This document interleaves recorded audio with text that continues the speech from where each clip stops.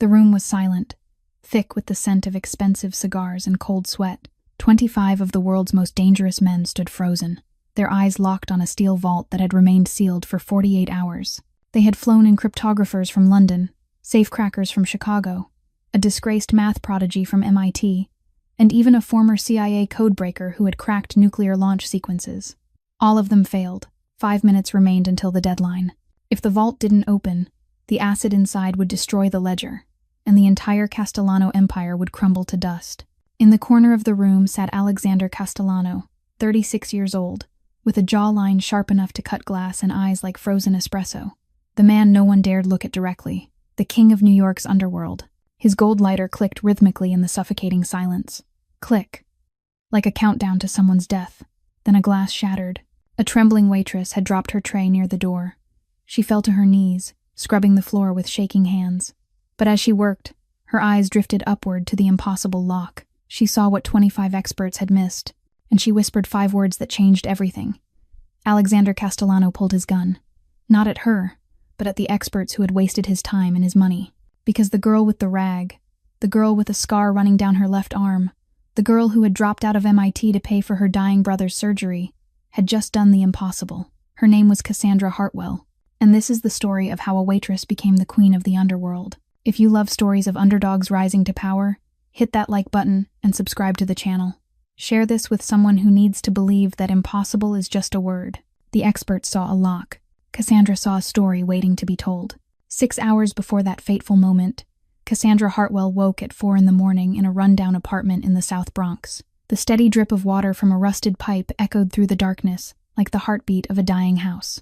She lay still for a few seconds, listening to the wheezing sound of Noah's breathing coming from the next room. Every breath her 12-year-old brother took felt like a reminder that time was running out. The doctor had said Noah needed heart surgery within 6 months. The cost was $250,000. Cassie didn't even have $250 in her bank account. She slid out of the worn-out bed, careful not to make a sound. The floor was icy beneath her bare feet.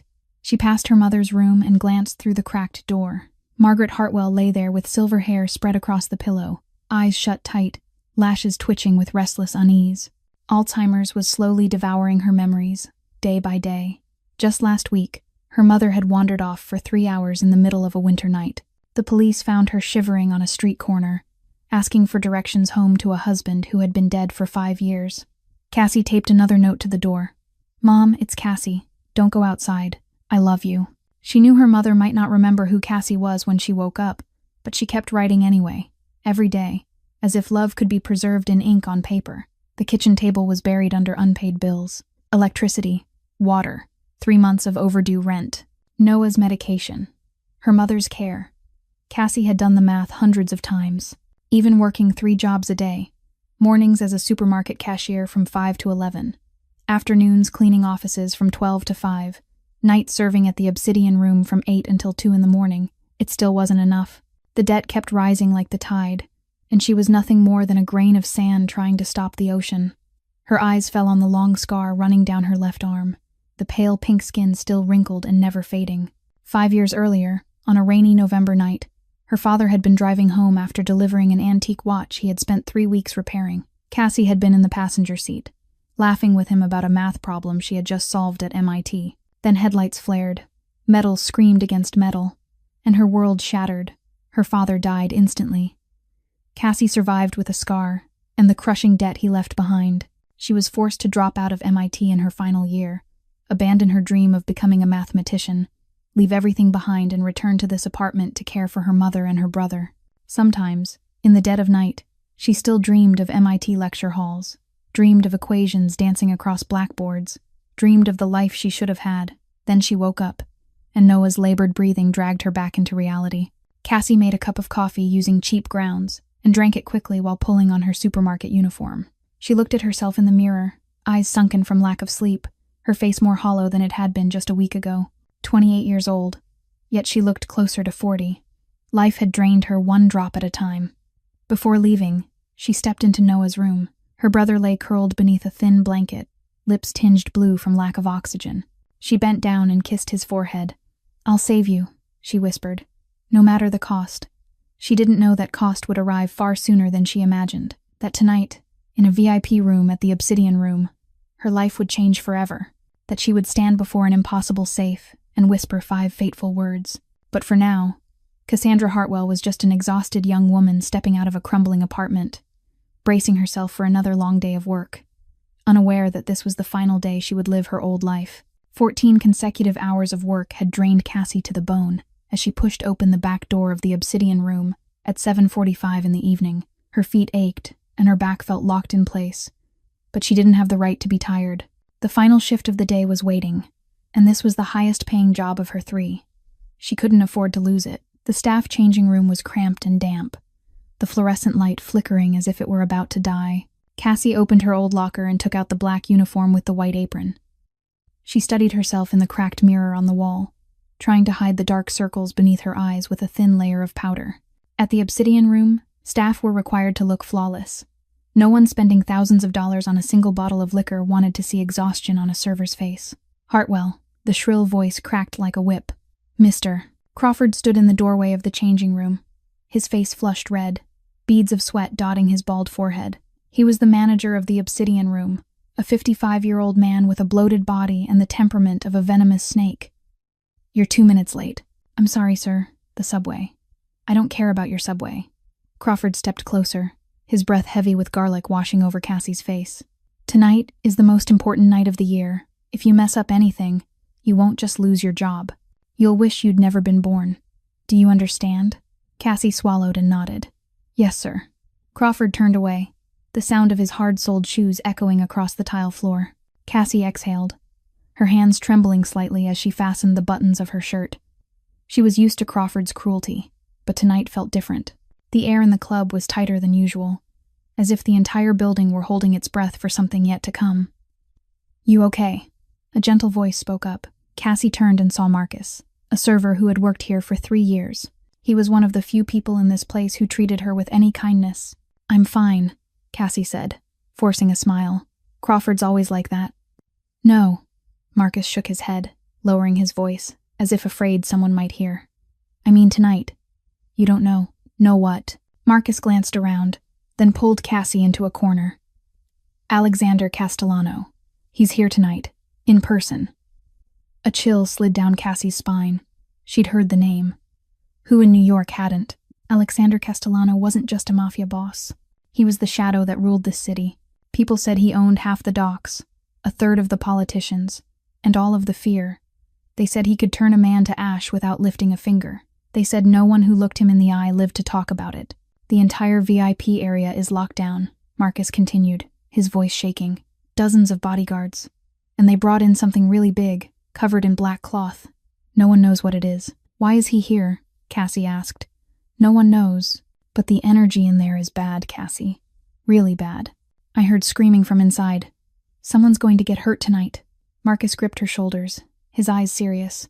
Stay away from the VIP area. No matter what happens, don't go near it. Promise me. Cassie nodded, but unease coiled in her gut.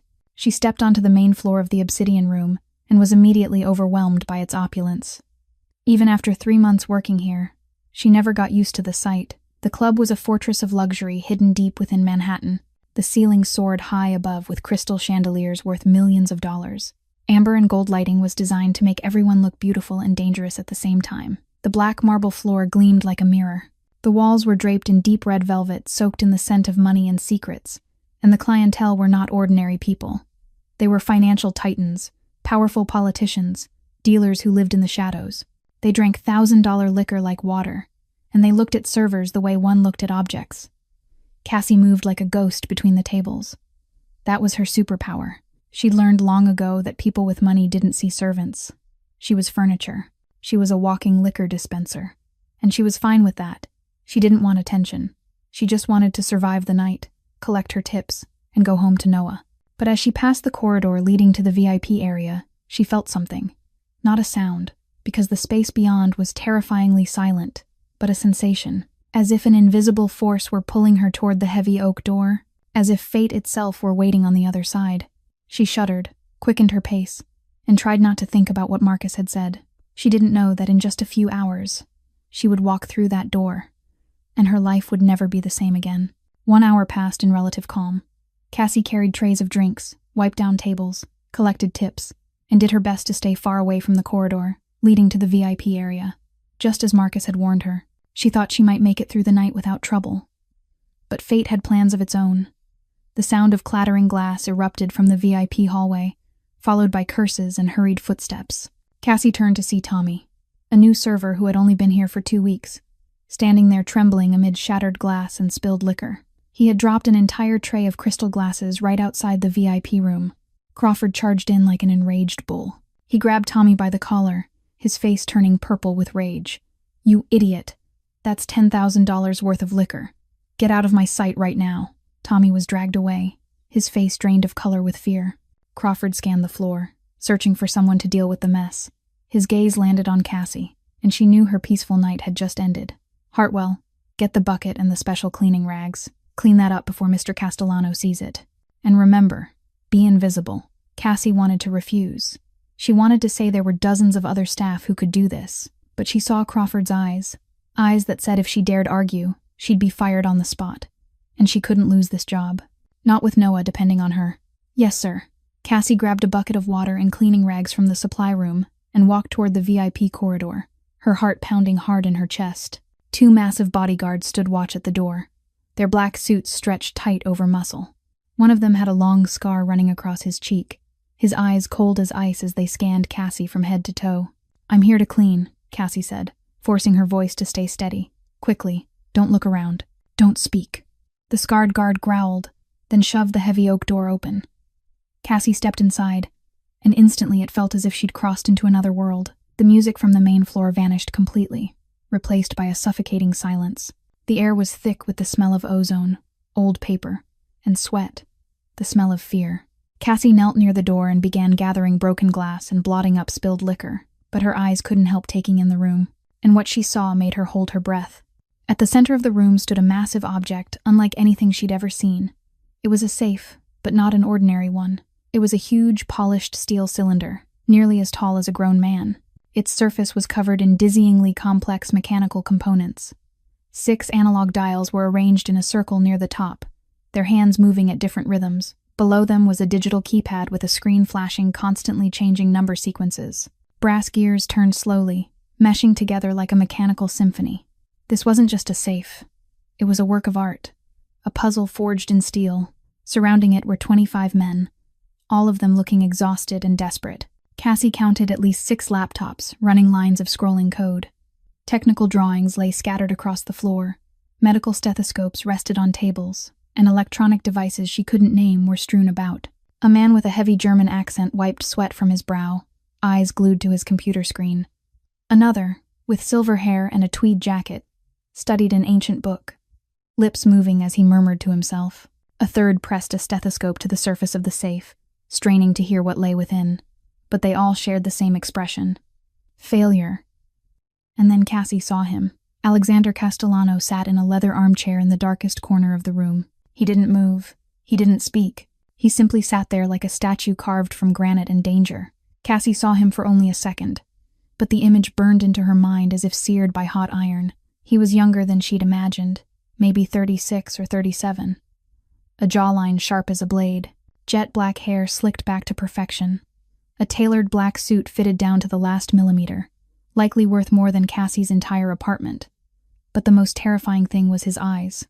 Dark brown, like frozen espresso, devoid of warmth or mercy. The eyes of a man who had stared at death and never flinched. In his hand was a gold lighter, rolling steadily between his fingers. Click. The sound echoed through the silence like a countdown, like the heartbeat of death itself. Cassie quickly lowered her head and kept wiping the floor, her hands trembling. She shouldn't look. She shouldn't be here. She just needed to clean up and disappear, exactly as Crawford had ordered. But even as her eyes stayed on the floor, her mind kept working. It was absorbing everything. The experts were focused on the digital keypad, trying to hack the computer system. But Cassie saw the 6 analog dials above, and something in the way their hands moved held her gaze. There was a pattern there. She was certain of it. A pattern that 25 experts were missing. Cassie kept wiping the floor, her hands scrubbing hard at the blood-red liquor staining the black marble.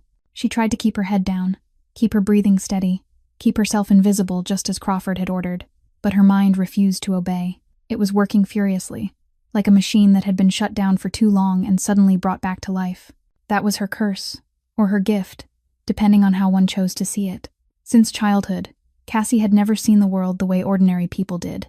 She saw numbers hidden in everything. She counted the blinking rhythm of traffic lights, calculated the angle of staircases, recognized the Fibonacci pattern in the arrangement of sidewalk bricks. People called her strange. Teachers called her a genius. Her father called her special. Her father, when Cassie thought of him, her eyes lifted instinctively to the 6 analog dials on the safe. And in that instant, she was no longer in the fear-soaked VIP room. She was back in a small workshop in Brooklyn 15 years earlier, sitting on her father's lap while he explained antique clocks. Henry Hartwell was the finest clock repairman in New York, or at least that was what Cassie believed as a child. His workshop was filled with clocks from all over the world, intricate mechanical systems with hundreds of tiny gears meshing together in perfect harmony. He taught Cassie that every clock told a story. "Look closely, Cassie," he used to say, his eyes glowing behind his old spectacles. "Ordinary people only see the hands moving. You have to look deeper. Look at the rhythm. Look at the space between the beats. That's where the secrets live." Every Saturday night, they played a game. He would place 5 or 6 antique clocks in front of her and adjust the hands according to a hidden rule. Her task was to find that rule. Sometimes it was the Fibonacci sequence. Sometimes it was an arithmetic progression. Sometimes it was something far more complex that he invented himself. "Every lock tells a story. My girl," her father said on the last night they played that game, just 1 week before the accident. "The person who designs a lock isn't just trying to keep a secret.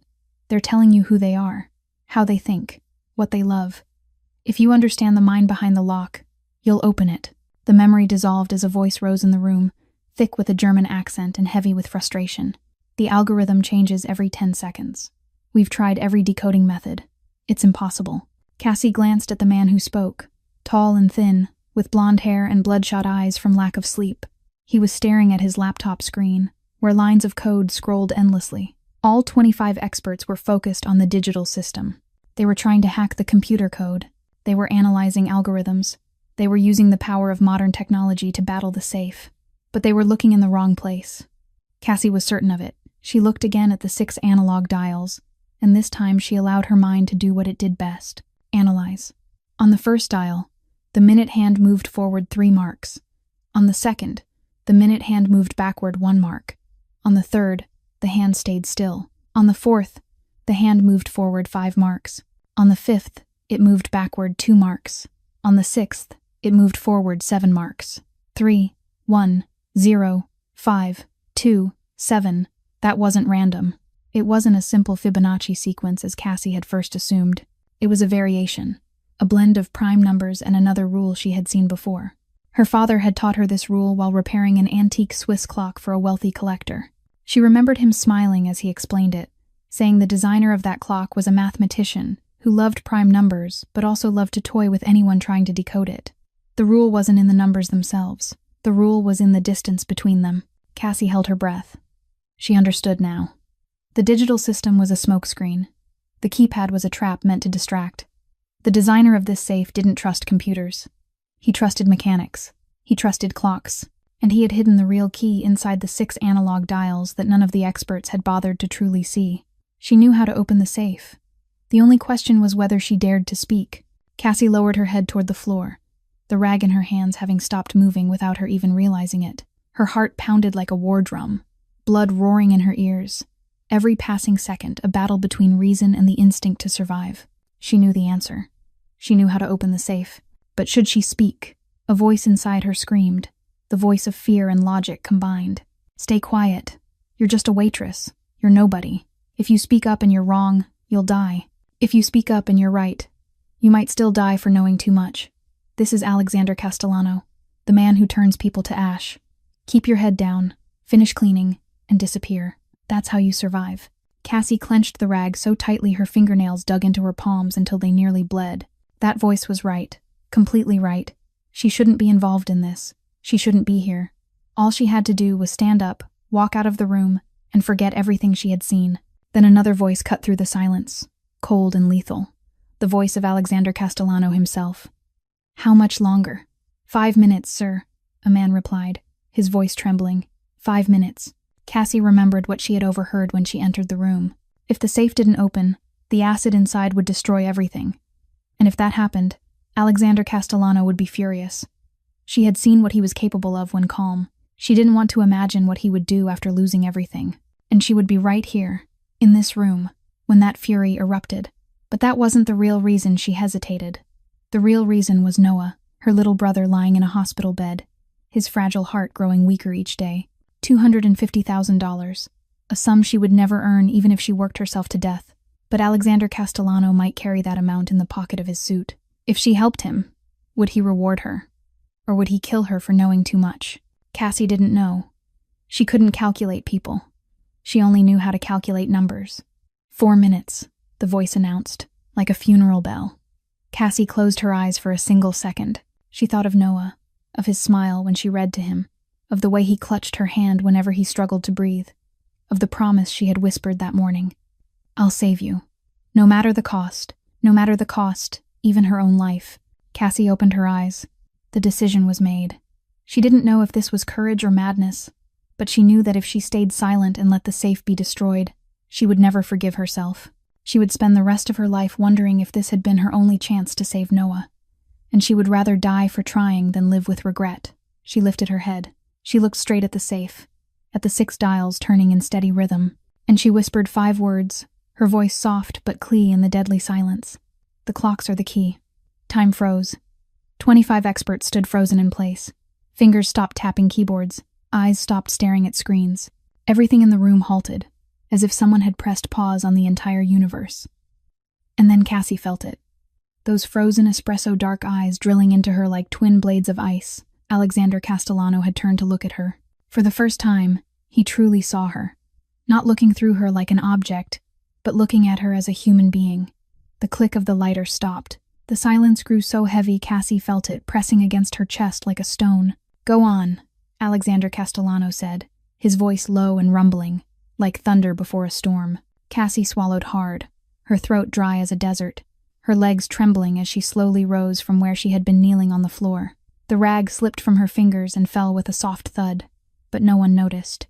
Every pair of eyes in the room was fixed on her. The waitress in a stained black uniform, with the long scar running down her left arm. You're looking in the wrong place, Cassie said, her voice shaking slightly but holding steady. The digital system is just a smokescreen. The person who designed this safe doesn't trust computers. He trusts mechanics. He trusts clocks. The German expert scoffed, his voice dripping with contempt. Who are you to tell us we're wrong? I've cracked codes for the government for 15 years. You're just a waitress. Let her speak. Alexander Castellano cut in, his voice sharp as a blade, and the German expert fell instantly silent. Cassie took a deep breath and stepped toward the safe, each footstep feeling as heavy as lead. 25 pairs of eyes burned into her back, but she didn't turn around. She focused only on the 6 analog dials turning steadily before her. These 6 dials move according to a rule, she explained, pointing to each one in turn. The first moves forward 3 marks. The second moves back 1. The third doesn't move at all. The fourth moves forward 5. The fifth moves back 2. The sixth moves forward 7. You think it's random, but it isn't. She turned to Alexander, and this time she didn't lower her gaze. 3, 1, 0, 5, 2, 7. That's a variation of prime numbers.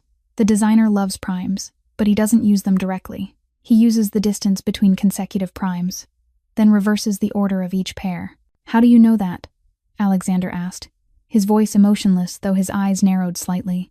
Because my father taught me, Cassie replied, her voice catching as Henry Hartwell's memory rose in her chest. He was a clock repairman. He said every lock tells a story, and the story of this safe belongs to someone who loves mathematics and hates computers. Without waiting for permission, Cassie raised her hand to the first dial, her fingers trembling as they touched the cold metal.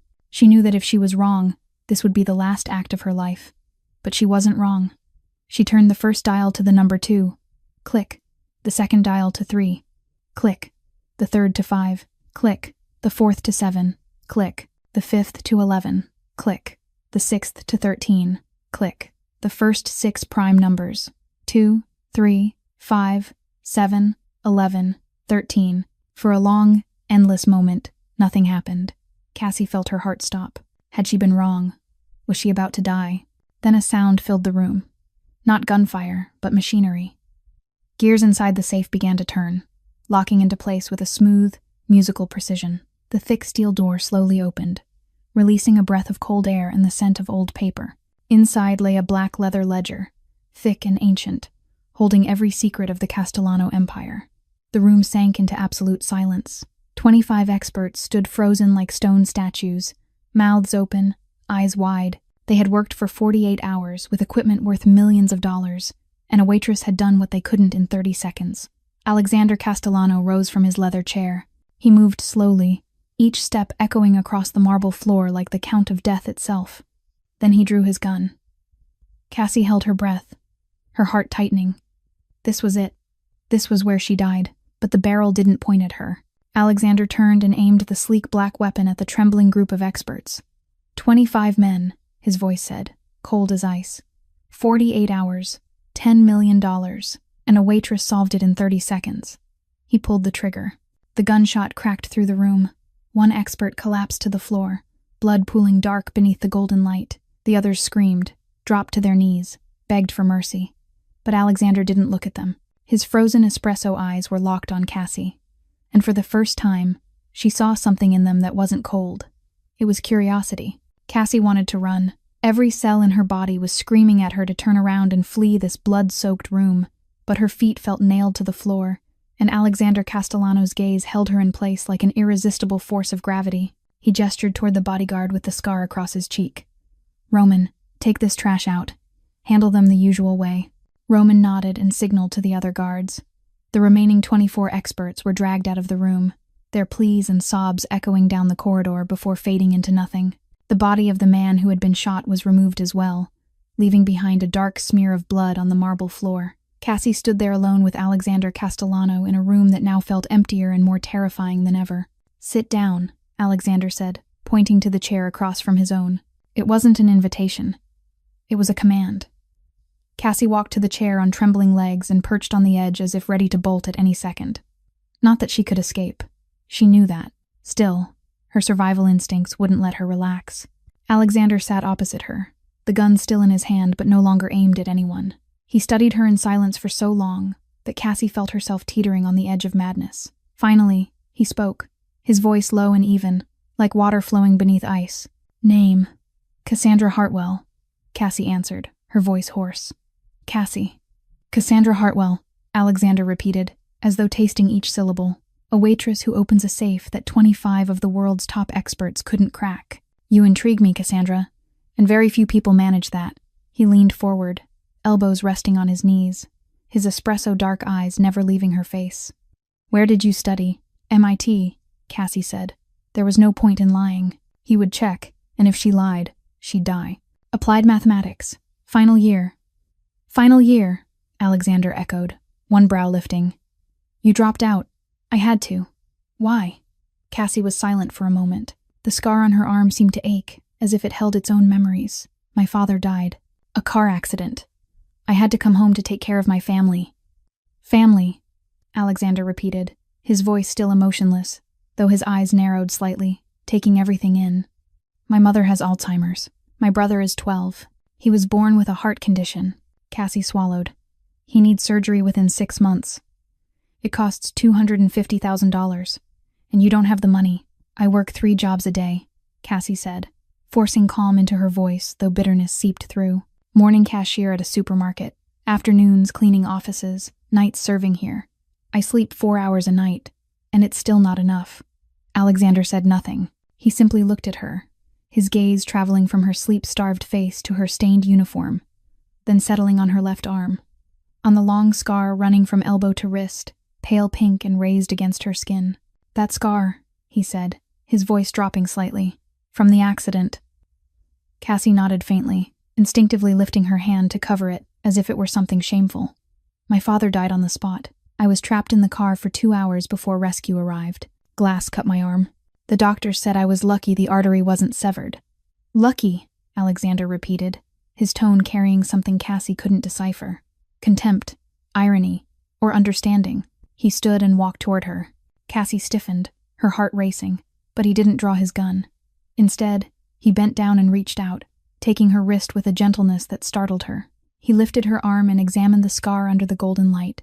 His thumb traced along the ridged skin slowly, as if reading a story written in scar tissue and pain. "Who did this to you?" he asked, his voice so low it was almost a whisper. "No one," Cassie replied, her voice trembling from the unexpected touch. "It was just an accident. Just bad luck." Alexander lifted his head and looked straight into her eyes. And in that moment, Cassie saw something in those icy eyes.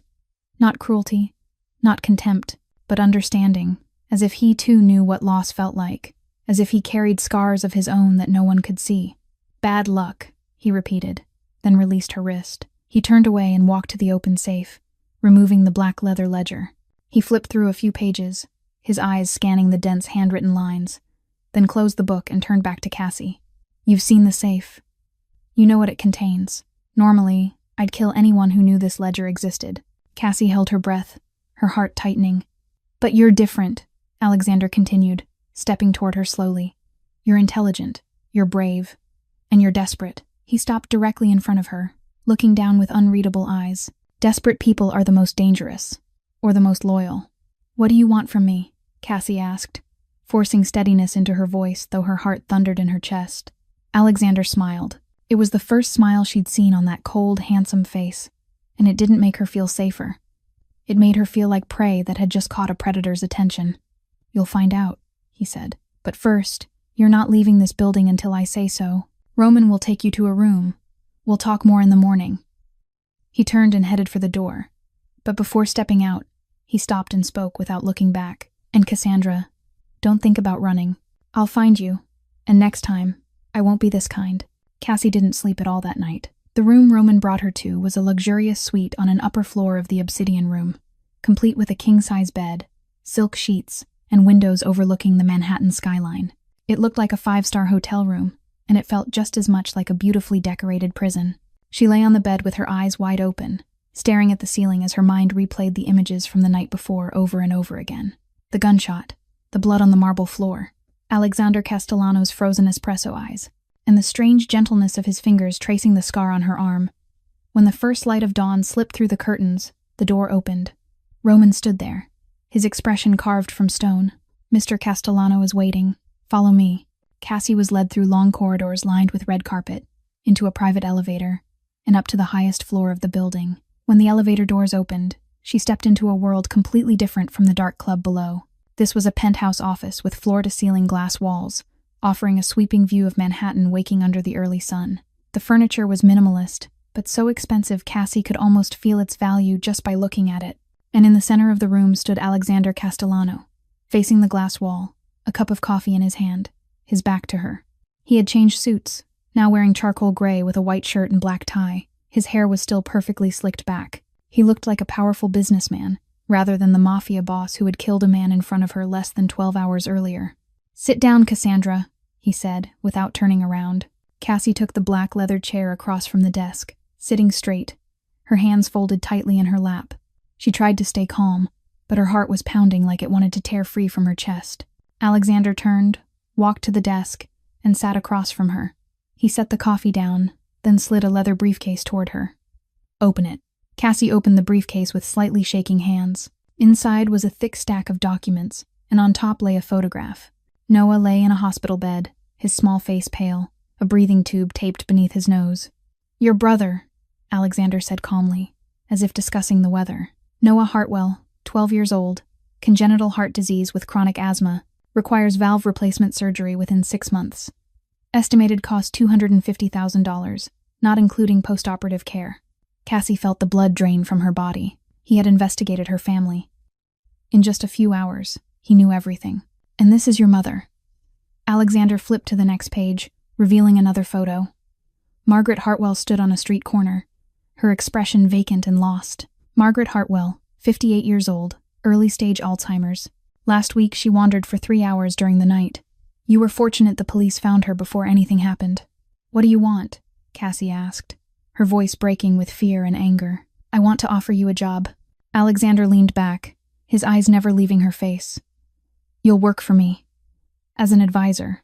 The Italians call it a consigliere.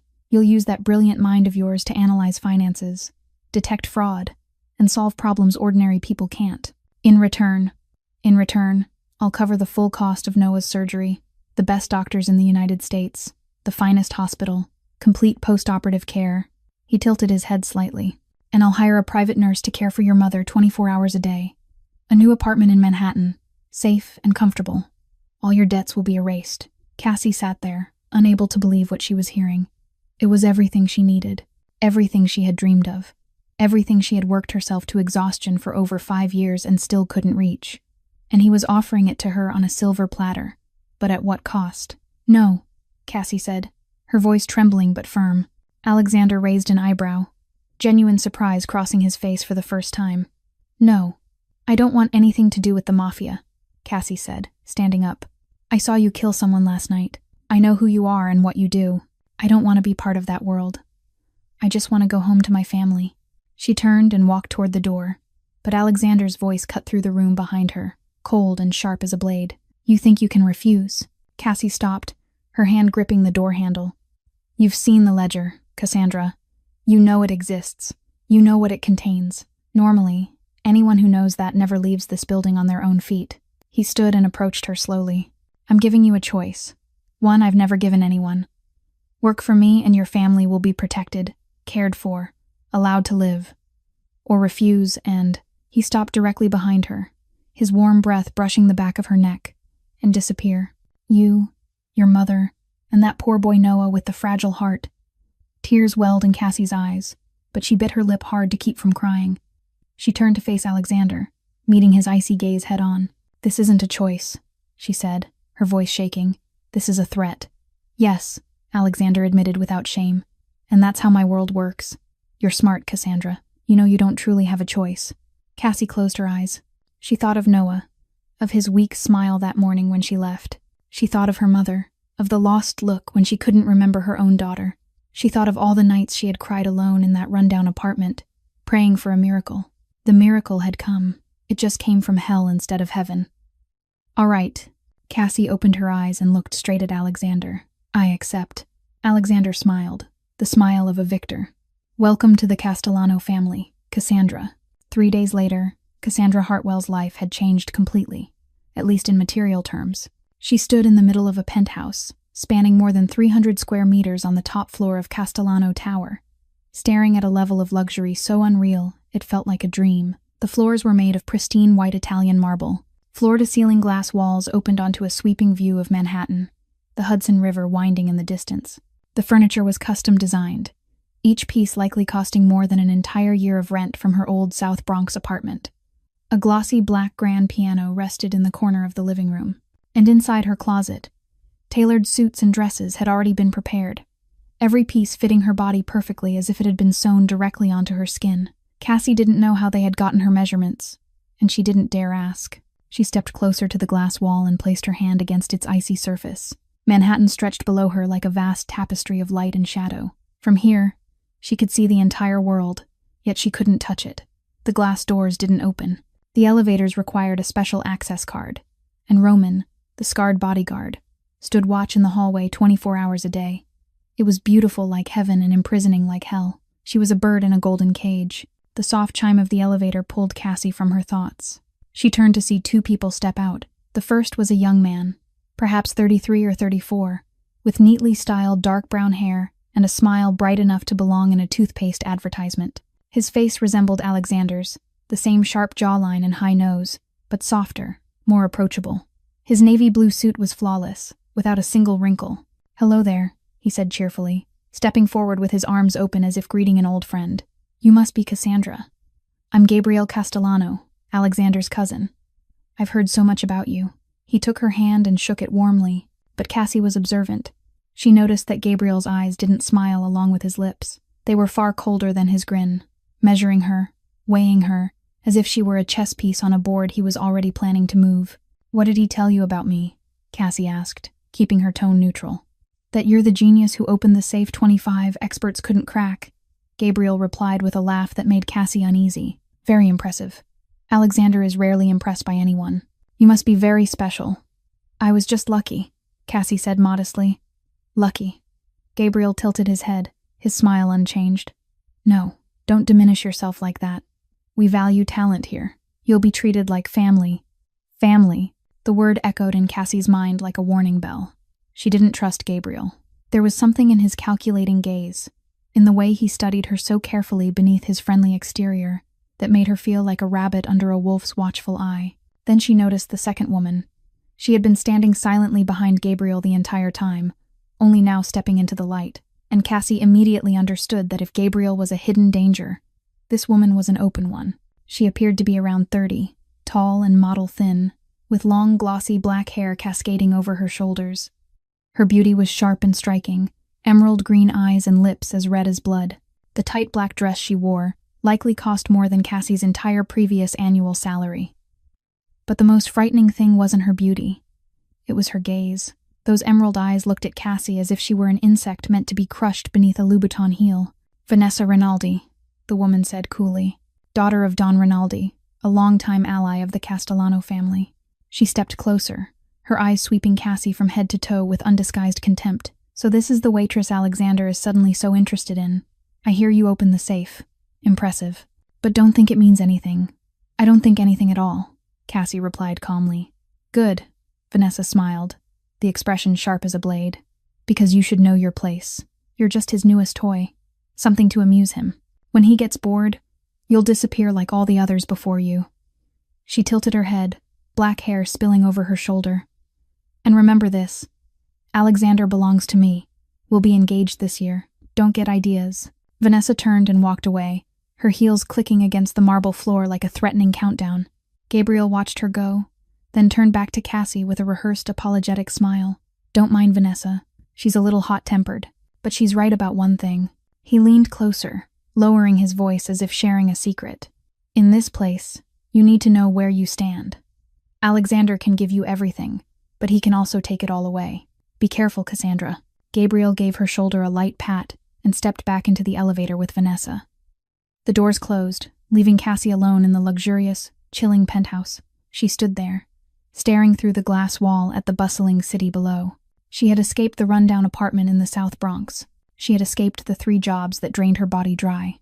She had escaped the mountain of bills and the hopeless desperation, but she had walked into a new prison, one with glass walls and marble floors, one filled with enemies lurking in the shadows, and she didn't know whether she would survive long enough to see Noah healthy again.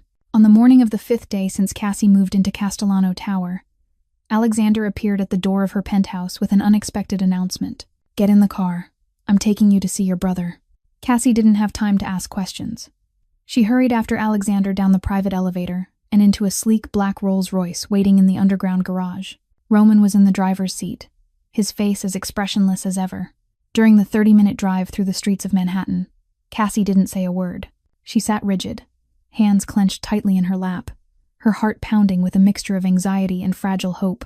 She hadn't seen Noah for 5 days, the longest stretch since their father died. When the car stopped in front of Presbyterian Hospital, Cassie almost couldn't believe her eyes. This was one of the finest private hospitals in New York, a place people like her never even dreamed of entering. Alexander led her through the main lobby, where nurses and doctors lowered their heads in greetings that blended respect with fear. They took the elevator to the 12th floor, the advanced pediatric cardiology wing. When the door to the hospital room opened, Cassie saw Noah. Her brother lay on a pristine white bed, small and fragile amid tubes and machines. But unlike the public hospitals Cassie had known, this room was bright and warm. Fresh flowers sat on the table. A large television played a cartoon. And most importantly, color had returned to Noah's cheeks. "Cassie!"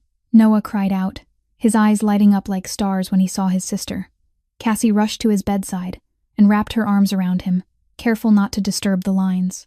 Tears spilled freely. She breathed in the familiar scent of hospital soap in Noah's hair and felt the weak but steady rhythm of his heart beneath the thin gown. "I missed you," Noah whispered, his small arms clinging tightly to her back. "But Cassie, they said I'm going to have surgery. The doctor said I'll get better. I'll be able to play soccer like the other kids." Cassie lifted her head and looked into his clear eyes shining with a hope she hadn't seen in years. "That's right. You'll get better," she said, her voice breaking. "I promise."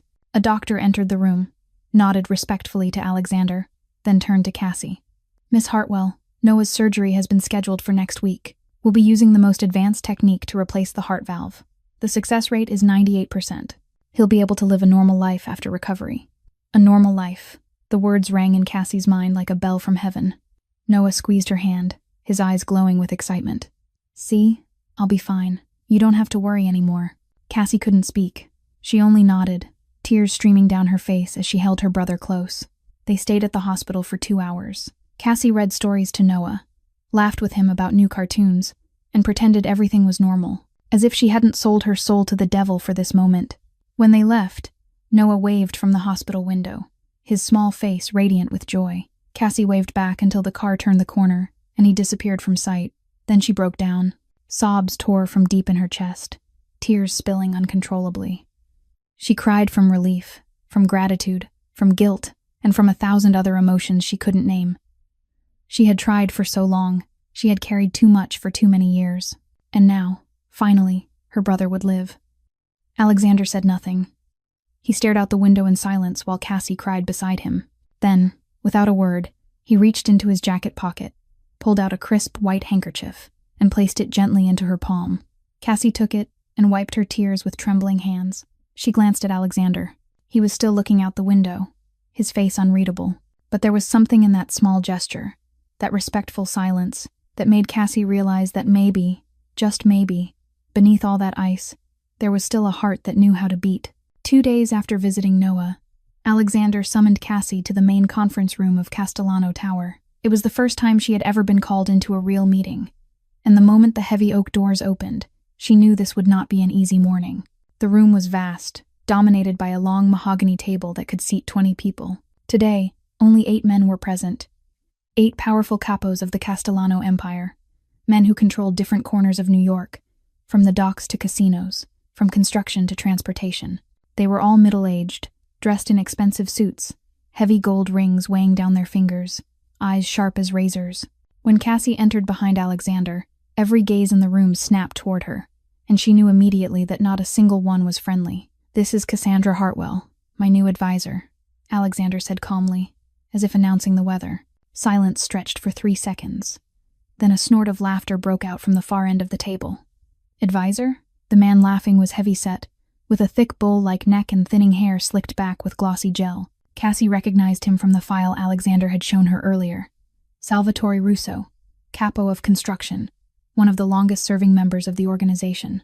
"You give a waitress girl an advisor seat? Is this a joke, Alexander?" More laughter rippled around the table. Cassie stood still, her face expressionless, but inside her blood was boiling. She was used to contempt. She had endured it for 5 years, from drunk patrons at the Obsidian Room to cruel bosses like Crawford. But this contempt was different. It was open, more vicious, and far more dangerous. "She looks like she just stepped out of a bar," another capo added, a thin man with a narrow mustache and rat-like eyes. "Alexander, I respect you, but this is an insult to all of us. We've served this family for decades, and you put some girl from nowhere above us?" "She opened the safe," Alexander said, his tone unchanged. "The safe that 25 of the world's top experts couldn't open. In 30 seconds. Silence fell again, but this time it was uneasy. Salvatore cleared his throat. Suspicion still etched across his face. "Then let her prove it. If she's really as smart as you say, have her do something useful instead of standing there like a flower vase." Alexander turned to Cassie, his espresso dark eyes unreadable but expectant. He was testing her, watching to see if she could defend herself. Cassie drew a deep breath. She stepped to the table and placed the leather folder Alexander had given her that morning on the polished surface. Inside were the financial records of each capo for the past 6 months, numbers Alexander had ordered her to analyze. "Mr. Russo," Cassie said, her voice calm and clear. "Over the past 6 months, your construction division reported revenue of $120 million and net profit of $18 million, correct?" Salvatore raised an eyebrow, his expression still smug. "Correct. So, wrong." Cassie opened a file and turned to a page marked with red circles. "I analyzed your financial data using Benford's law. In naturally occurring financial datasets, the number 1 appears as the leading digit about 30% of the time, 2, about 17%, then decreasing logarithmically." She met Salvatore's eyes without blinking. "In your records, the number 1 appears as the leading digit only 14% of the time. 5 and 6 appear with abnormal frequency. That means your numbers are fabricated, created, rather than naturally generated by business activity." Salvatore's face drained of color in under 2 seconds. "You're talking nonsense. I don't understand that math garbage. Let me put it simply." Cassie turned to the next page. You've embezzled $1,200,000 over the past 18 months. You broke the amounts into transfers under $10,000 to avoid detection, but you failed to realize that doing so creates a distinctive numerical pattern. She slid a sheet of paper toward him. These are the bank accounts in the Cayman Islands you used to hide the money, and these are the wire transfer records. The room plunged into lethal silence. Salvatore sprang to his feet, his face turning purple with rage. You bitch! You dare accuse me? He lunged toward Cassie, but before he could touch her, a gunshot cracked through the air. Salvatore collapsed to the floor, blood pooling from his knee. Alexander stood at the end of the table, the gun still smoking in his hand, his face carved from ice. No one touches my advisor. He walked over to Salvatore, who was groaning on the floor, and looked down at him as one might look at an insect. She's right, isn't she, Sal? $1,200,000. My family's money. Salvatore said nothing, clutching his leg and moaning. Alexander gestured to Roman. Take him to the basement. Handle it by procedure. As Salvatore was dragged from the room, Alexander turned to the remaining 7 capos. Every one of them had gone pale, heads lowered, eyes avoiding his. Does anyone else want to call my advisor a waitress girl? Silence was the answer. Alexander nodded, then turned back to Cassie. For the first time, she saw something like satisfaction flicker in his cold eyes. Continue your analysis. Audit every remaining account. Cassie nodded, her heart still racing but her voice steady. Yes, sir. She had proven her worth, paid for with someone else's blood. After the incident with Salvatore Russo, Cassie realized her standing within the Castellano family had shifted. The capos no longer looked at her with contempt. They looked at her with fear, and she didn't know which was worse. 3 days after the meeting, Gabriel Castellano appeared at Cassie's penthouse with a bottle of red wine and that familiar smile. She hadn't invited him in, but he stepped through the door as if the place belonged to him. You did very well at that meeting, Gabriel said, pouring wine into 2 glasses without asking. Salvatore was a bastard. He deserved what he got. Cassie accepted the glass, but didn't drink. She'd learned quickly in this place never to drink anything she hadn't poured herself. What do you want? She asked. Straight to the point. I like that. Gabriel settled onto the sofa, crossing his legs comfortably. I just want to warn you, as someone who's been here far longer than you. Warn me about what? About Alexander. Gabriel took a sip of wine, his eyes never leaving her face. You think he's protecting you, but do you know what he did to the last woman he cared about? Cassie stayed silent, but her heart began to race. She'd heard Vanessa mention Alexander's former fiancée, but no one ever spoke in detail. Isabella, Gabriel said, lowering his voice as if sharing a state secret. She was Alexander's fiancée, beautiful, intelligent, and madly in love with him. They were supposed to get married 5 years ago. She was killed by enemies, Cassie said, recalling what she'd heard. That's the version Alexander wants everyone to believe. Gabriel smiled, but the smile was cold enough to chill bone. The truth is, Isabella wanted out. She wanted Alexander to leave the mafia and live a normal life. When he refused, she threatened to go to the police. He leaned closer, voice dropping. A week later, she disappeared. No body was ever found. Enemies. Maybe. Or maybe Alexander solved the problem himself. He never lets anyone leave him. A chill ran down Cassie's spine, but she kept her face neutral. She didn't trust Gabriel. There was something in his calculating eyes, in the way he studied her reaction, that put her on guard. He hadn't come to warn her. He'd come to plant doubt. Thank you for sharing, she said coolly. I'll keep it in mind. Gabriel raised an eyebrow, seemingly surprised by her composure, then stood, the smile still in place. Just remember, you can trust me if you ever need someone to talk to. I'm not like Alexander. I know how to listen. He left, abandoning the untouched glass of wine and a tangle of questions in Cassie's mind. She hadn't had time to think them through when the door opened again, and Vanessa walked in as if she owned the place. I saw Gabriel here, Vanessa said, emerald eyes sweeping the room.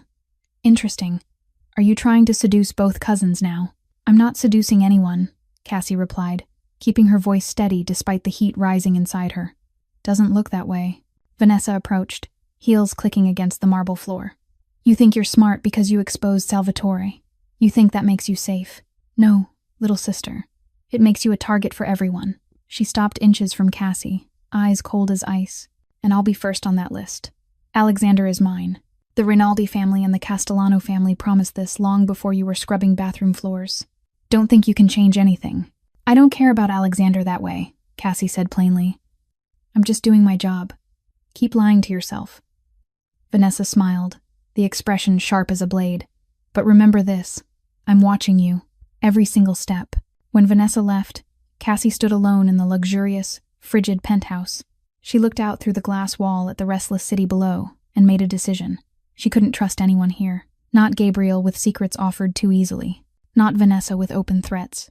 And maybe not even Alexander with his unreadable eyes. From now on, she would do what she did best. Observe, gather data, analyze behavior. She would figure out who the real enemies were, who the allies might be, and who was hiding what. Because in this world, information was a weapon. And Cassie wouldn't let ignorance be the thing that killed her. That night, Cassie couldn't sleep. Gabriel's words kept spiraling through her mind without pause. Isabella, the vanished fiancé. Alexander possibly having handled the problem himself. She knew she shouldn't trust Gabriel, but the seed of doubt had already been planted, and it was growing in the dark. Around 2 a.m, she slipped on a thin robe and stepped out onto the penthouse balcony, hoping the night air might quiet her thoughts. But when the glass door slid open, she realized she wasn't alone. Alexander was standing in the corner of the balcony, his back against the steel railing, a glass of whiskey in his hand. He had removed his jacket, wearing only a white shirt with the top 2 buttons undone. His usually perfect slicked-back black hair had fallen slightly across his forehead, and his espresso dark eyes were fixed on the Manhattan skyline with an expression Cassie had never seen before. Weariness, loneliness, and perhaps pain. Cassie turned to go back inside, but Alexander's voice cut through the darkness. "Stay." It wasn't a command.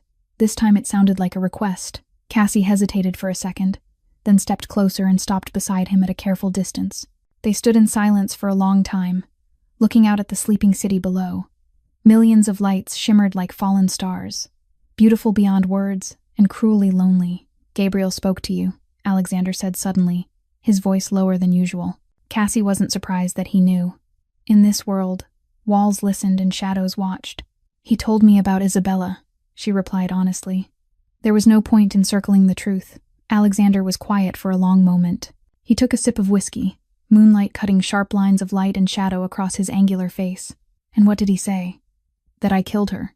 He implied it. Alexander let out a soft laugh, but there was no humor in it. It was bitter and tired. Gabriel has always been good at twisting the truth. It's his particular talent. He turned to look at Cassie, his eyes in the darkness deep as bottomless wells. "Do you want the truth?" Cassie nodded, her heart beating faster. "Isabella was the daughter of an ally," Alexander began, his voice low and even, as if telling someone else's story. "We were arranged from a young age, but I truly loved her. She was beautiful, intelligent, and she was the only person who ever dared to argue with me." He paused, looking down at the whiskey in his glass. "She wanted me to walk away from everything, sell it all, move somewhere no one knew us, live a normal life. And I almost agreed. What happened? My father died suddenly, a heart attack. I had to take over the empire before I was ready. Isabella begged me to leave, but I couldn't. This empire is built on generations of my family's blood and tears. I couldn't let it collapse." Alexander leaned his head back and stared at the starless sky. "She said she would wait, that she understood. But a month later, my father's enemies found her. They wanted revenge. They kidnapped her to force my hand." His voice trembled slightly, almost imperceptibly. "I did everything. Paid ransoms, negotiated, begged, but they never intended to release her. They only wanted to see me kneel." He closed his eyes. "When we found her, it was too late. They had killed her on the first day. Everything else was just a game to them." A sharp ache bloomed in Cassie's chest, not for herself, but for the man standing beside her. She had seen him kill without blinking. She had seen him threaten and command with ruthless calm. But now, under the moonlight, she saw a different Alexander, a man who had lost the woman he loved and had never forgiven himself. "I'm sorry," she said softly, barely louder than a breath. Alexander turned toward her, and for the first time, his eyes weren't cold. They were warmer, softer, and filled with pain. "You're the first person who said that to me, and truly meant it." He lifted his hand slowly, as if afraid she might pull away. His fingers brushed her left arm, where the long scar lay hidden beneath the thin fabric. "We all have scars, Cassandra," he murmured, his fingers tracing the line of the scar through the cloth. "Yours are on the outside, mine are buried inside." Cassie couldn't breathe. His closeness, the warmth of his hand, the mingling scent of whiskey and expensive cologne made her head spin. She knew she should step back. She knew this was dangerous, but her feet refused to move. "Scars don't make you less beautiful," Alexander said, his voice lower now, closer. "They prove you survived. They prove you're strong." He leaned in, closing the distance until Cassie could count the individual black lashes framing his eyes. "Do you know what intrigues me most about you? Not your brilliant mind, not the way you open the safe." He paused, his gaze searching hers as if trying to read every thought. "It's the way you look at me. You don't look at me with fear like everyone else. You look at me as if you're trying to understand me." "And I am trying," Cassie whispered, her voice rough. Alexander smiled, the first real smile she had ever seen on his face. It made him look younger, softer, and dangerous in an entirely different way. "Good night, Cassandra," he said, then stepped back, leaving a cold emptiness where his warmth had been. He turned and walked inside, leaving Cassie alone on the balcony with her heart racing and 1,000 unanswered questions. 1 week after that night on the balcony, Cassie began to sense that something was wrong with her body.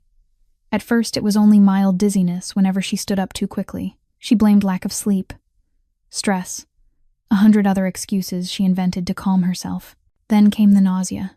Every morning when she woke up, she had to rush to the bathroom and vomit bitter bile, even though her stomach was empty. She told herself it was probably because the food here was far richer than anything she had ever eaten before, that her body simply wasn't used to it. Then her vision began to change. The edges of her sight blurred, as if she were seeing the world through a thin veil of fog. She thought maybe she needed new glasses. She kept working, kept analyzing the books, kept sitting through meetings with the capos, kept pretending that everything was normal. She didn't want to appear weak in a place where weakness meant death. But on the 10th day, her body refused to cooperate any longer. She was having dinner with Alexander in the main dining room, discussing a port merger, when suddenly the world began to spin. The plate in front of her smeared into a wash of color. Alexander's voice sounded distant, as if coming from the end of a tunnel. She tried to reach for her glass of water, but her hand wouldn't obey. "Cassandra," Alexander's voice cut through, sharp with concern. Cassie wanted to answer, wanted to say she was fine, but her lips wouldn't move. She felt her body tilt to the side, then everything dissolved into darkness. The last thing she remembered was the sensation of someone catching her before she hit the floor. When Cassie woke up, she was lying in her bed in the penthouse. Harsh light pouring in through the windows told her it was daytime, which meant she had been unconscious for at least 12 hours. A middle-aged man in a white lab coat stood beside the bed, checking the display of a medical device. Alexander was in the corner of the room, his back against the wall, his espresso dark eyes fixed on her with an expression she had never seen before. Not cold, not calculating, but worried, truly worried. "She's awake," the doctor said, turning to Alexander. "I'll report the test results now." "Say it," Alexander ordered, his voice tight as a drawn wire. The doctor cleared his throat, his face grave. "Miss Hartwell is suffering from arsenic poisoning. The dosage was low, but administered continuously over approximately 1 week to 10 days. Someone has been poisoning her slowly, carefully enough not to raise suspicion, but fast enough to cause serious damage if it hadn't been discovered in time." Cassie felt the blood in her veins turn to ice. Poisoned. Someone had been trying to kill her. A sound like an explosion filled the room. Alexander slammed his fist into the wall, his knuckles breaking through the plaster, blood seeping from his hand. "Who?" he roared, his voice like thunder. "Who dared to touch what's mine?" The doctor stumbled back several steps, his face drained of color. Cassie had never seen Alexander lose control like this. Even when he shot Salvatore, he had been cold and deliberate. Now he looked like a wild animal in a killing rage. He stormed to the desk and swept everything onto the floor with a deafening crash. "Roman," he shouted. "Bring everyone from the kitchen, everyone who's handled her food and drinks. Now." "Alexander," Cassie said, her voice weak but steady. "Wait." He turned toward her, his eyes still blazing with fury. "You need rest. Let me handle this." "No." Cassie forced herself upright, her head still spinning. "If you torture them one by one, you won't find the real culprit. You'll only make them more careful." Alexander froze. His breathing was still harsh, but his gaze sharpened with attention. "You have another way. Let me analyze it," Cassie said, her mind already working despite her weakened body. The arsenic was administered continuously over 1 week to 10 days. That means it had to be in something I consumed every single day.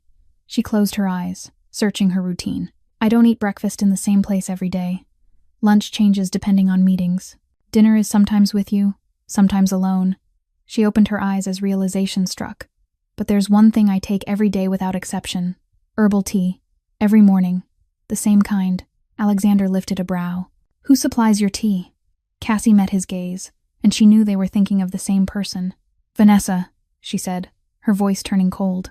She gave me a box of herbal tea on my first day here, said it was good for my health, helped me relax. I thought it was a gesture of peace, so I drank it every morning. Alexander was silent for a long moment. When he spoke, his voice was ice-sharp. But Vanessa isn't smart enough to plan this alone. She's impulsive and hot-headed. Slow poisoning requires patience and calculation. Cassie nodded. She agreed. Someone else is behind this. Someone who wants me gone but doesn't want to get their hands dirty. She looked straight at Alexander. Who benefits most if I disappear? They both spoke the same name in their minds. Gabriel. Alexander acted immediately. Within 2 hours of Cassie regaining consciousness, Vanessa Rinaldi was taken to the basement of Castellano Tower for interrogation. Cassie was not allowed to go down there, but she heard the screams echoing through the ventilation system, the screams of a woman being broken piece by piece. When Alexander returned to the penthouse 3 hours later, his shirt sleeves were streaked with blood and his face was carved from stone. He said that Vanessa had confessed. She had been slipping arsenic into the tea under Gabriel's instructions. Gabriel had promised to marry her and give her the position she wanted when he took power. Cassie asked what he meant by taking power, even though she already knew the answer. Alexander said Gabriel was planning a coup. He wanted Cassie gone first because she was the only one capable of uncovering his irregular financial transactions. After that, he intended to eliminate Alexander himself. A chill ran through Cassie as she thought of Gabriel with his warm smile and calculating eyes. Gabriel with his false warnings about Alexander. Gabriel, who had planted doubt in her mind from the beginning. Cassie asked what would happen now. Alexander said he would deal with Gabriel. But Gabriel had disappeared since that morning, and no one knew where he was. He had people searching the entire city. Alexander stepped closer and placed a hand on her shoulder, telling her to stay inside and not leave for any reason until Gabriel was found. Roman would guard her around the clock. Cassie nodded and intended to obey. But fate had other plans. 2 hours after Alexander left to direct the manhunt, Cassie's phone vibrated. A message appeared from the number of Presbyterian Hospital where Noah was recovering after a successful surgery. It said her brother had developed a serious post-operative complication and needed emergency intervention immediately, and that she should come to the hospital at once. Cassie's heart stopped. Noah, the brother she had sold her soul to save. She did not think or analyze. For the first time in her life, her brilliant mind was completely overridden by emotion. She only knew that Noah was in danger, and she had to reach him. She ran for the door, but Roman blocked her path, reminding her of Alexander's orders. Cassie screamed that her brother was dying and told him to move. Roman hesitated. He was loyal, but he also knew about Noah and Cassie's love for him. He said he should call Alexander first. Cassie said there was no time, shoved past him, and ran into the elevator. She hit the button for the basement, her heart racing, her thoughts reduced to a single word repeating over and over. Noah. She burst out of the building, hailed a taxi, and shouted the address of Presbyterian Hospital. During the 20-minute drive through Manhattan, she prayed. She had never been religious, but now she begged any higher power that might listen to let Noah live and not take him away. When the taxi stopped at the hospital entrance, she threw money at the driver and ran inside. She rushed to the reception desk, breathless, calling Noah's name and saying he was her brother. The receptionist checked the system and looked up in surprise, saying Noah Hartwell was in recovery on the 12th floor, his condition stable, with no reported complications. Cassie froze. There were no complications. The message had been fake. It was a trap. She turned to run, but it was too late. A large hand clamped over her mouth from behind, and a sweet chemical smell flooded her senses. Chloroform. She struggled and tried to scream, but her body was already weakened by arsenic poisoning. The world spun and dimmed.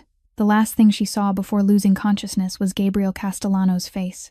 His friendly smile twisted into the victorious grin of a predator. He whispered close to her ear that he had warned her, and that in this world she needed to know her place. Darkness swallowed her. When Cassie opened her eyes again, she was no longer in the hospital. She lay on the cold concrete floor of an abandoned warehouse, her hands bound behind her with rough rope. Pale light from a few overhead bulbs illuminated rusted shelving and old shipping containers. Standing in front of her was Gabriel Castellano, looking at her without any attempt to hide his cruelty. He said cheerfully that she was finally awake and welcomed her to the last day of her life, Cassandra Hartwell. Cassie tried to sit up, her head still ringing from the chloroform, and her body weak from the arsenic that hadn't yet fully left her system. The rope bit into her wrists, scraping her skin until it burned. She scanned her surroundings, her mind forcing itself to work despite the desperation of the situation. An old warehouse, likely on the outskirts of New York, judging by the silence outside.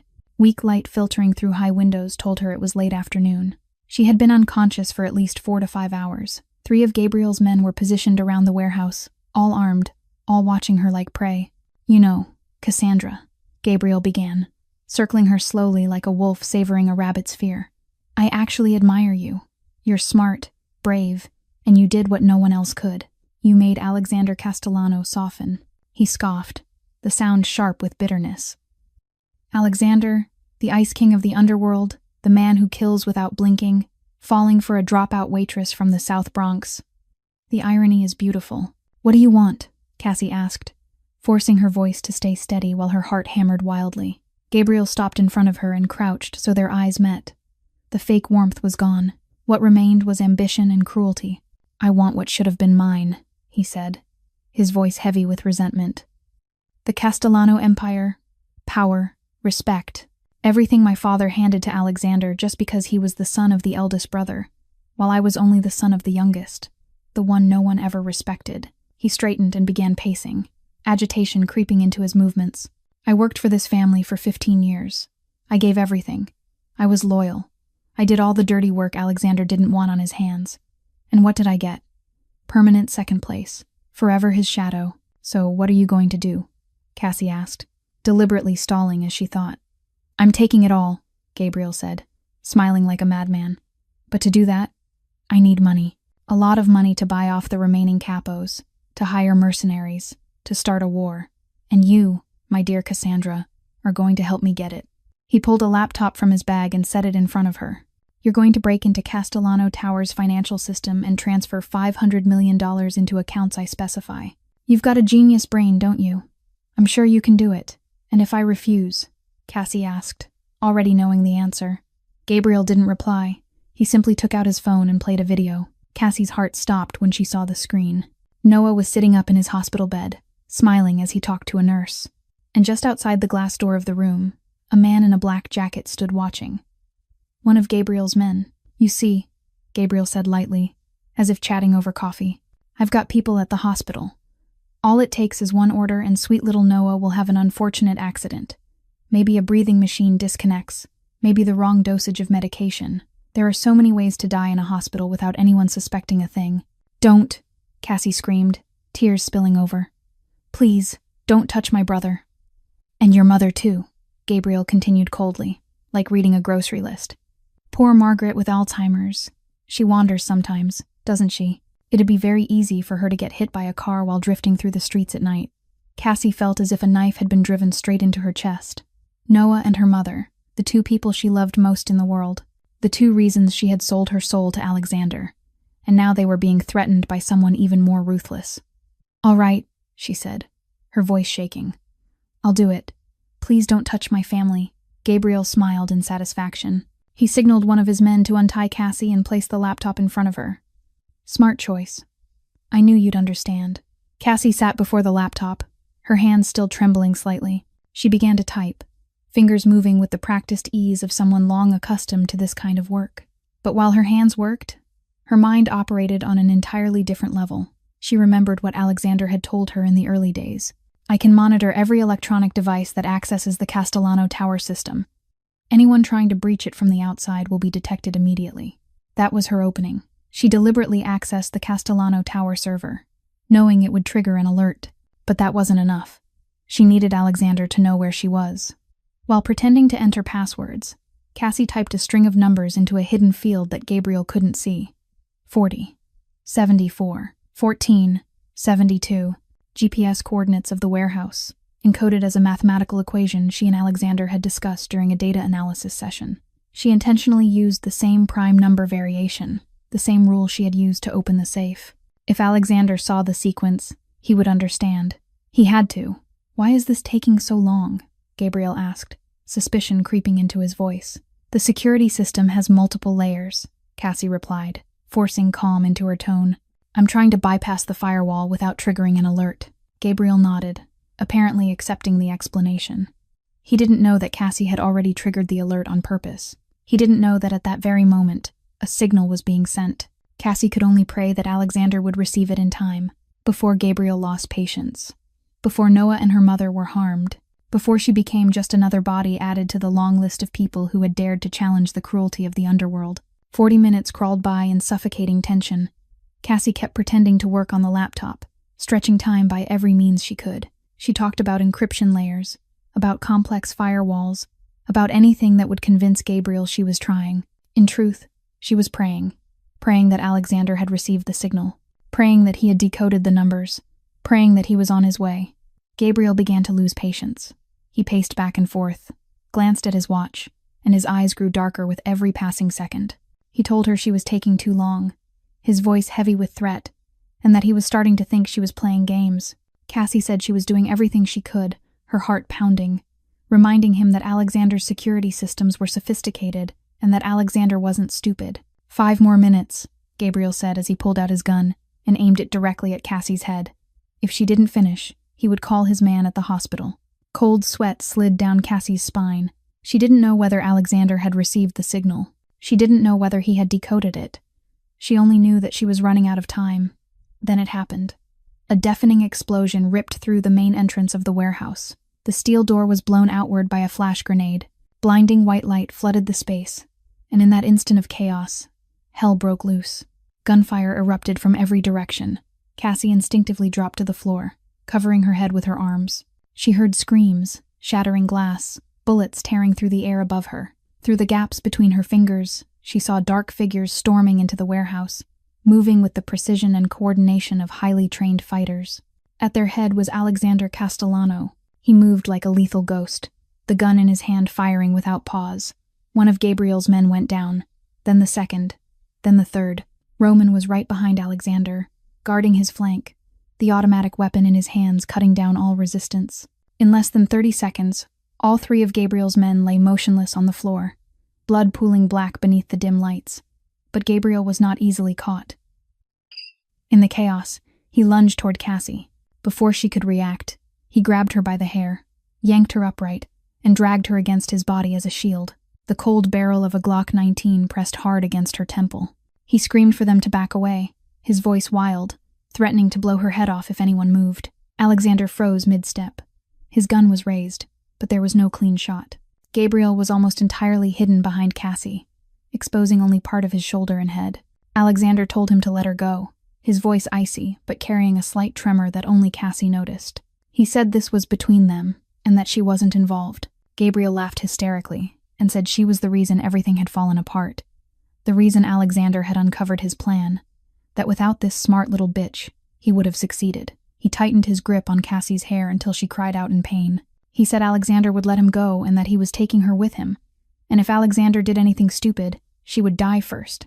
Cassie felt the gun press harder into her temple. She knew Gabriel was desperate, and desperate men were the most dangerous of all. He could pull the trigger at any moment, but in that instant, her mind began to work. She glanced down at the gun pressed against her head. A Glock 19.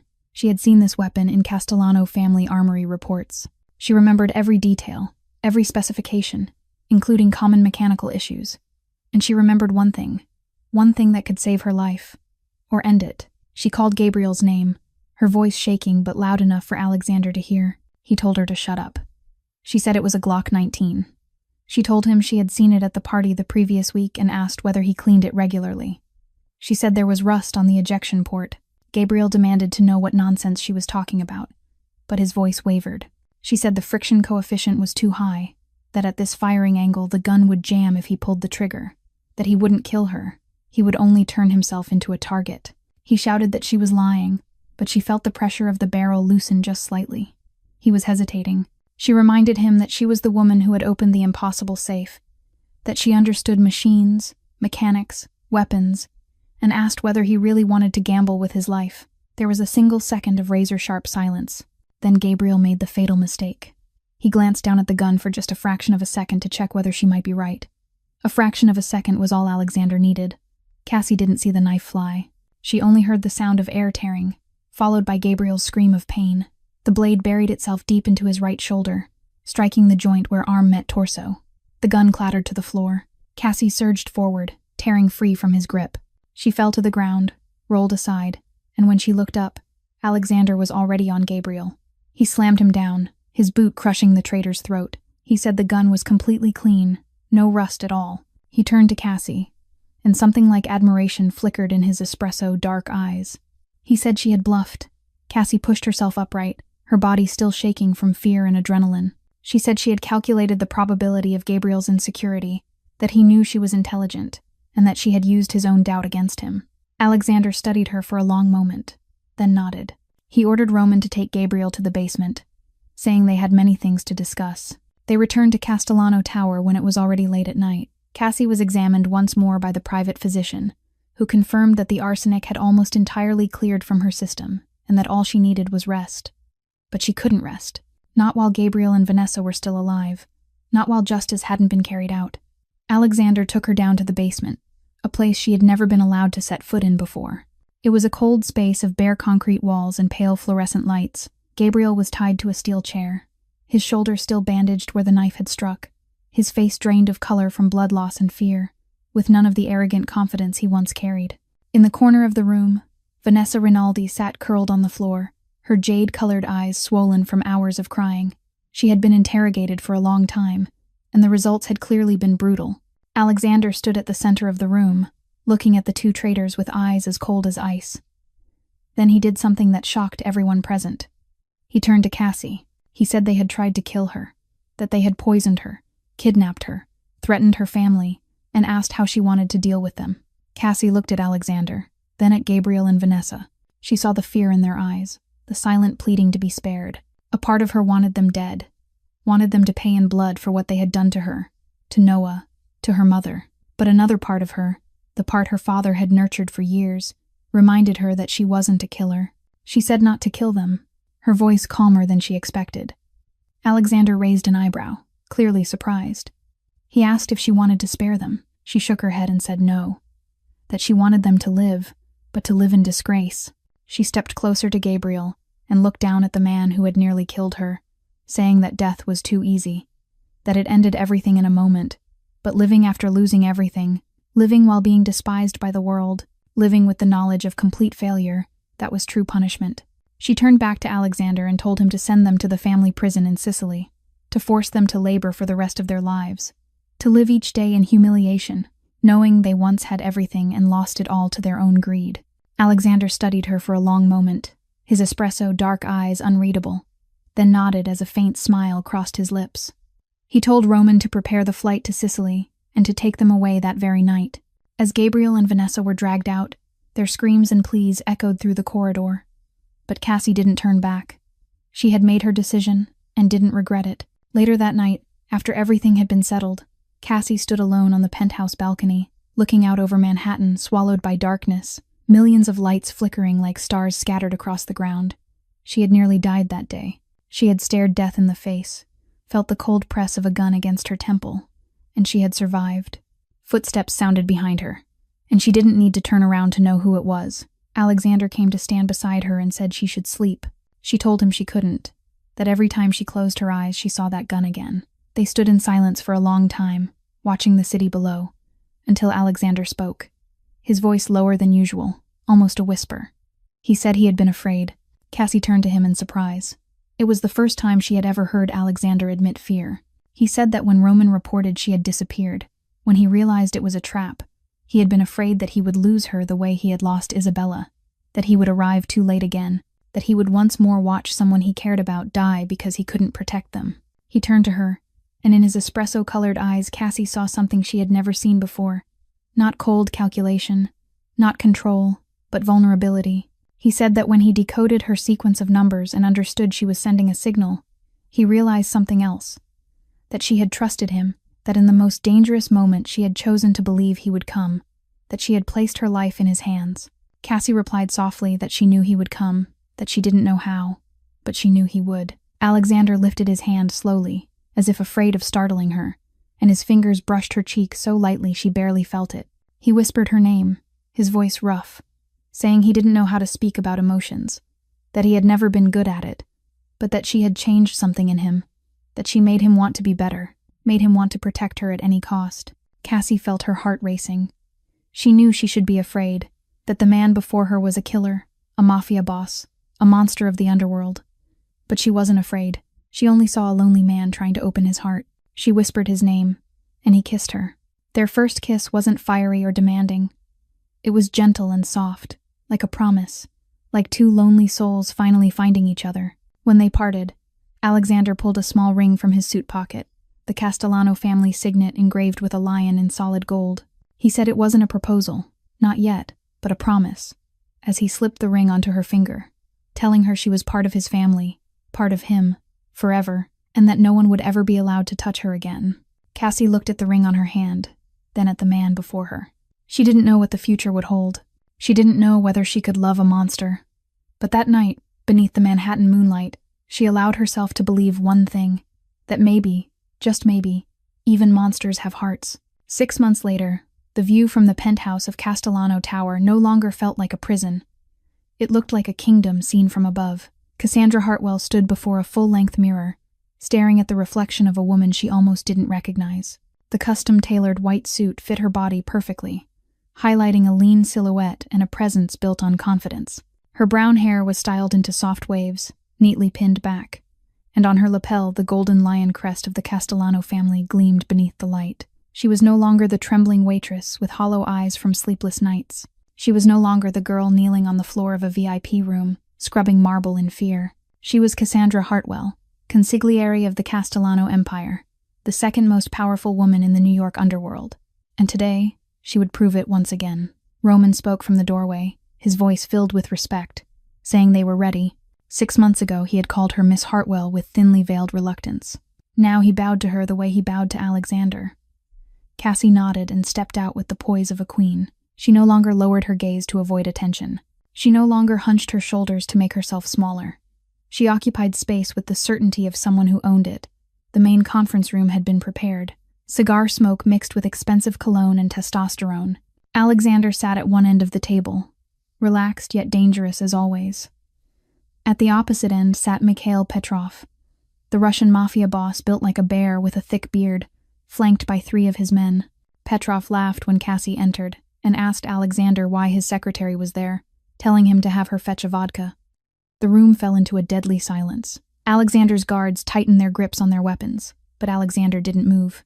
He only smiled, cold and terrifying, and said she wasn't his secretary, and that Petrov shouldn't ask her for a drink, because she might serve something that melted his insides. Cassie didn't let her expression change.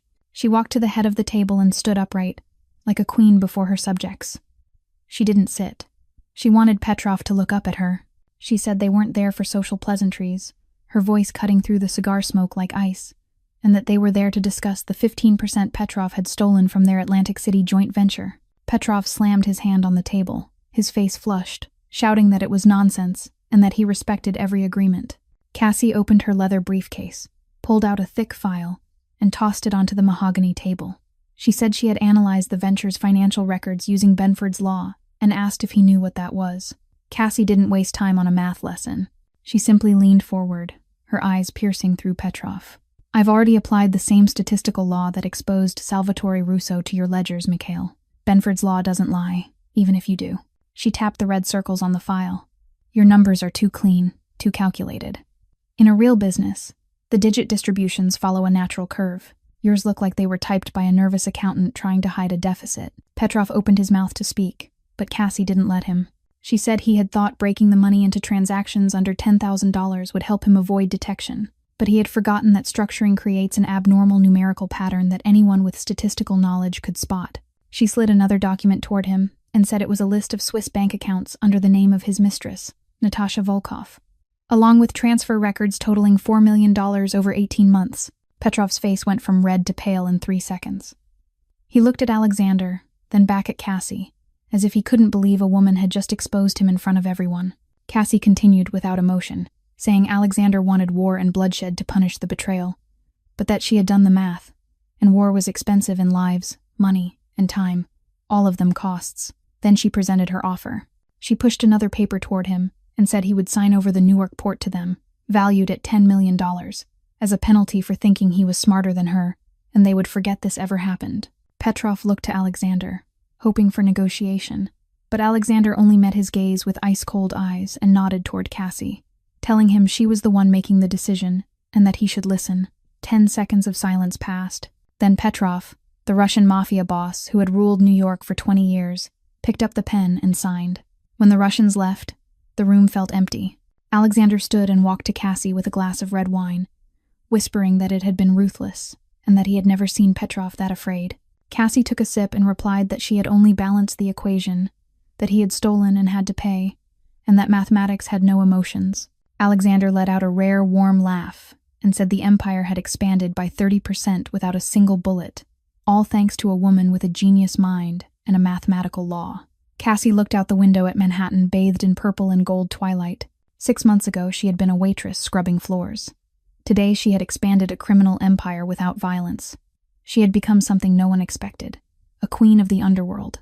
After the Russians left, Alexander led Cassie out onto the penthouse balcony. The sunset was painting Manhattan in vivid shades of purple and gold, skyscrapers reflecting the light like massive jewels.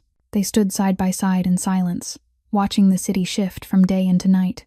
Alexander handed her a glass of red wine, a classic Chianti she'd learned to love over the past 6 months.